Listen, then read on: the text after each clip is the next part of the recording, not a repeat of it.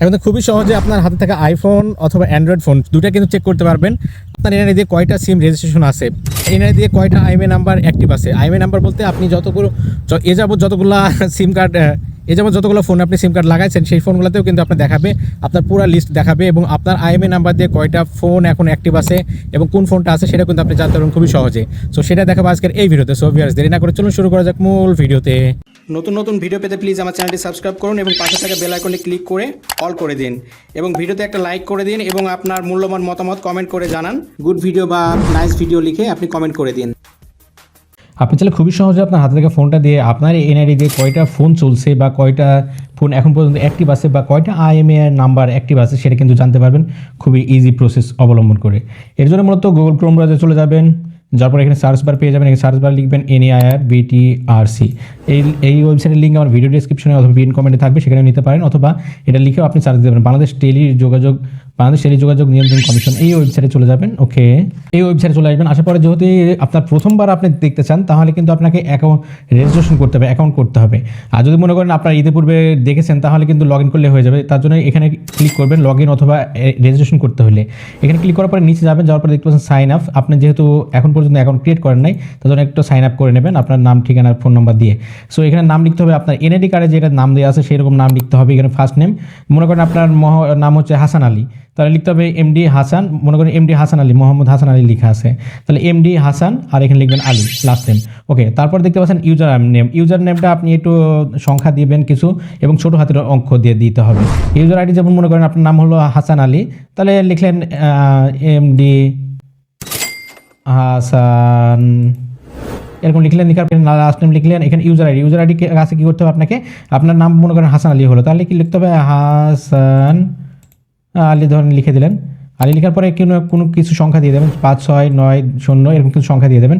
তারপর নিচে যাবেন, যাওয়ার পরে এখানে ফোন নাম্বার পেয়ে যাবেন, phone number option. So phone number আপনি দিয়ে দেবেন, আপনার নাম্বারটা আপনি দিয়ে দেবেন।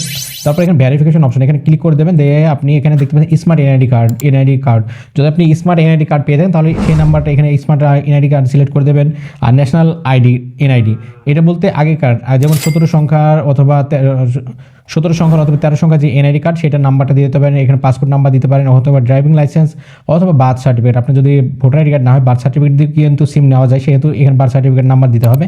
ওকে, আমি যেহেতু স্মার্ট কার্ড ইউজ করি সেহেতু স্মার্ট এনআইডি কার্ড আছে, সেহেতু আপনি স্মার্ট এনআইডি কার্ড দিয়ে দিলাম। দেওয়ার পরে বলা হচ্ছে এটার লাস্ট 4 ডিজিট আপনার এনআইডি কার্ডের লাস্টের 4টা সংখ্যা দিতে হবে। যেমন 10টা সংখ্যা থাকলে 10এর ভিতর লাস্টের 4টা দিতে হবে, এরকম দিয়ে দিতে হবে। তারপর একটা ইমেল দিয়ে দেবেন।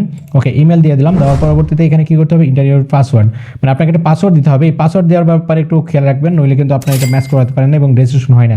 অ্যাট লাস্ট 1 লোয়ার কেস, মানে একটা ছোটো হাতের সংখ্যা দিতে হবে যে পাসওয়ার্ড দেবেন তার ভিতরে। অ্যাট লাস্ট 1 আপার কেস, একটা বড় হাতের সংখ্যা দিতে হবে এর ভিতরে। যেমন রহিম আলী হলেন রহিম, আর একটা বড় হাতে দিলেন, তারপর ছোটো হাতে দিলেন, তাহলে দুটো হয়ে গেল কোঠা পূরণ।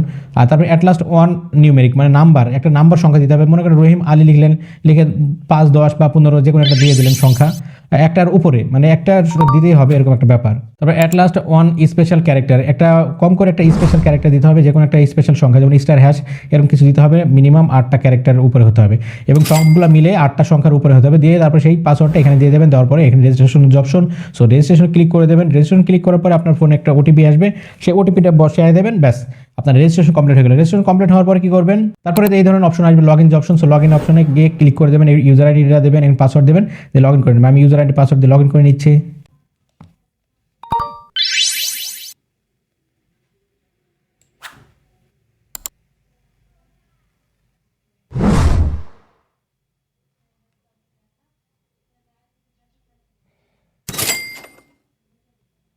দেখতে পাচ্ছেন আমার আইএমএই নাম্বার দিয়ে কিন্তু দেখতে পাচ্ছেন এখন পর্যন্ত কতটা সিম রেজিস্ট্রেশন আছে, 74টা সিম কার্ডের রেজিস্ট্রেশন আছে। সো বুঝতেই পারছেন, এইভাবে করে কিন্তু আপনি চাইলে চেক করে নিতে পারবেন। এবং আপনি যদি মনে করেন যে এই আইএমএই নাম্বারগুলো কোন ফোনের, সেটা কিন্তু আপনি যদি এখানে ক্লিক করলে কিন্তু দেখতে পারবেন সেই ফোনের আইএমএই নাম্বার। এটা হচ্ছে ফোন ডিভাইস এবং আইএমএই নাম্বার অনেক কিছু তো থাকতে পারে, অনেক কিছু আইএমএই নাম্বার থাকে, অনেক ডিভাইস আছে সেগুলো থাকে, এগুলো দেখাচ্ছে দেখতে পাচ্ছেন রেজিস্ট্রেশন। এখানে যদি ক্লিক করে দেন তাও দেখতে পাচ্ছেন যে এটা কী ফোন। সো এইভাবে করে চাইলে কিন্তু আপনি চেক করে নিতে পারবেন। দেখতে পাচ্ছেন আমারটাতে 74টা আছে, কিন্তু আপনারা এইগুলো কিন্তু ভয়ের বিষয়। আপনি চাইলে কি করতে পারেন, এগুলো ডিরেজিস্টার করে নিতে পারেন। আপনি ডিরেজিস্টার করে নিলে বা আপনি যদি বাতিল করে দেন বা ইনস্টলিং করে দেন বা হারায় গেছে এরকম যদি এখানে অপশন আছে সেই অপশনটা করে রাখেন তাহলে কিন্তু সেটা আপনার জন্য নিরাপদ। ওকে, সো এটা দেখানো ছিল আজকের এই ভিডিওতে। ভিডিও কেমন লাগলো অবশ্যই কমেন্ট করে জানাবেন।